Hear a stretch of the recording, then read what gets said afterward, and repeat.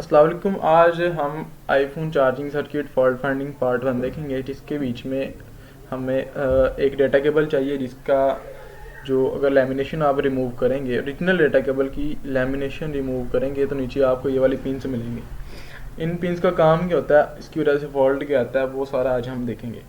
तो सबसे पहले हमारी जो सी ये लाइंस हैं वो सिर्फ दो ही आईसी में जा रही होती हैं डायरेक्ट। एक चार्जिंग आईसी होता है, एक U2 आईसी होता है। तो इनके बीच में फिल्ट्रेशन तो लगी होती है, कैपेसिटर रेजिस्टेंस, लेकिन ये है कि ये दो लाइन से जो ये दो आईसी ही में ये लाइन से जा रही होती हैं। सबसे पहले हमारे पास जो सी लाइंस है ACC1 और ACC2, ये जा रही होती है हमारे चार्जिंग आईसी में। चार्जिंग आईसी में ये दो लाइंस जा रही होती हैं। अगर रेजिस्टेंस वैल्यू इस पर चेक करोगे आप, सिर्फ आप उसको पिन लगाओगे, चार्जिंग को फ़ोन नहीं खोलना आपने, पिन लगानी है और ये दो वैल्यूज़ को चेक करोगे ना, तो आपको यहाँ पर 250 से 300 के करीब जो सी है ना रेजिस्टेंस वैल्यू मिलेगी।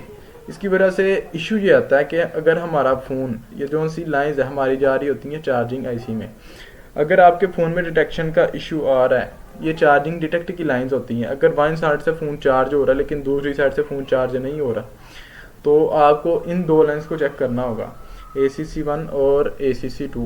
रेजिस्टेंस वैल्यू चेक करोगे 300 के करीब रेजिस्टेंस वैल्यू आपको यहाँ पर मिलेगी। तो उसके बाद हमारा DP data positive data negative, जो सी ये वाली लाइन है हमारी, इसके बीच में दो पेयर हैं। डाटा पॉजिटिव डाटा नेगेटिव के बीच में यहाँ पर देखोगे ACC2 के नीचे एक पेयर है, एक पेयर है हमारा ACC1 के नीचे। जो सा ऊपर वाला पेयर है, इसका काम ये होता है कि फ़ोन को कनेक्ट करवाना, CPU से कनेक्ट करवाना। जो हमारा कंप्यूटर है या कोई और डिवाइस है, सिर्फ उसको कनेक्टिंग करवाने का काम जो है ना वो हमारा कर रहा होता है डाटा कनेक्शन पेयर 1। ठीक है। और जो हमारा ये जो सी लाइंस हैं ये भी हमारी डायरेक्ट जा रही होती हैं U2 आईसी में। फिर उसके बाद हमारी वी बस की जो सी 5 वोल्ट की लाइन है वो दोनों आईसी में जा रही होती हैं, लेकिन इसमें U2 आईसी में जो सी हमारी जा रही होती है लाइंस, उसमें मॉसफेट लगा होता है, मॉसफेट लगा भी होता है या FL लगी होती है।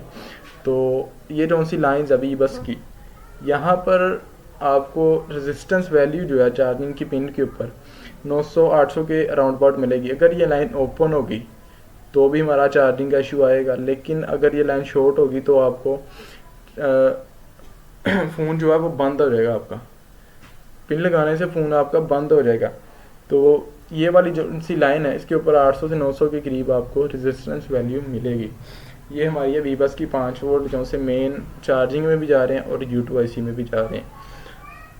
उसके बाद डाटा पॉजिटिव और डाटा नेगेटिव पेयर 2 है। पेयर 1 के बीच में सिर्फ कनेक्टिविटी का काम होता है। पेयर 2 के बीच में होता है यह कि अगर आप किसी चीज़ को ट्रांसफ़र करना हो, डाटा को डाउनलोड या अपलोड करना हो, कोई फाइल वगैरह ट्रांसफ़र करनी हो, तो हमारी जो सी ये दो सी लाइन्स है ना पेयर 2 वो वर्किंग में आता है। तब पहला जो सा पेयर है वो सिर्फ हमारे फ़ोन को कनेक्ट करवाता है अदर डिवाइस के साथ, यानी कंप्यूटर के साथ या किसी और चीज़ के साथ। लेकिन जब हम फाइल या डाटा वगैरह ट्रांसफ़र करना हो तो हमारी जो सा पेयर 2 की जो सी लाइन्स हैं, ACC2 की नीचे जो सी लाइन्स हैं हमारी, वो वर्किंग में आती हैं। तो लास्ट वाली पिन जो हमारी वो होती है ग्राउंड की। ठीक है। तो ये हमारा पिन की कॉन्फ़िगरेशन थी, यानी हमारी जो सी अगर ये वाली रेजिस्टेंस वैल्यू है, अगर इन रेजिस्टेंस वैल्यू में अगर कोई इशू होगा तो आपके फ़ोन में मसला होगा। अगर ACC1 ACC2 के बीच में इशू होगा, वन साइड फ़ोन चार्ज कर रहा है वन साइड नहीं कर रहा, आप ये दो लाइंस को चेक करेंगे ACC1 ACC2। मोस्टली ये इशू आता है हमारा स्टिप की वजह से भी आता है, और मदरबोर्ड के बीच में भी इसकी दो लाइन जो हैं वो मिल जाएंगी आपको, डायरेक्ट U2 आईसी में जा रही होती। वी बस की लाइन है उसके ऊपर आपको 800-900 की रीडिंग मिलेगी। और बाकी जो सी डाटा की लाइंस है, डाटा पॉजिटिव नेगेटिव, इनकी वैसे तो फॉल्ट बहुत कम है, लेकिन आपको वर्किंग पता होनी चाहिए कि इस लाइन का क्या काम है।